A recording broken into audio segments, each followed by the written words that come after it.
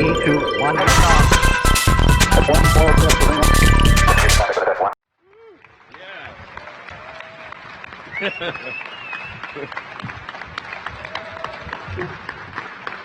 Thanks, Jim. I mean, after these great words that were spoken, I'm not sure I have much to add. There's from Bob and Doug and Jim, but I do think what this heralds really is fundamentally a new era in spaceflight, a new era in space exploration. We're going to go to the moon. We're going to have a base on the moon. We're going to send people to Mars, and make life multiplanetary. And I think this day heralds a new age of space exploration. That's what it's all about. And this is the result of an incredible amount of work from people at SpaceX, people at NASA. Hey, Kathy.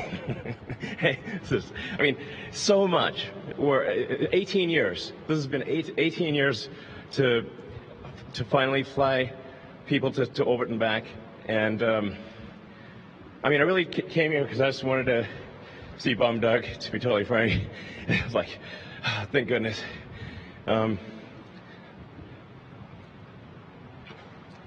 I think like my entire adrenaline, it was just dumped, It's like, thank God.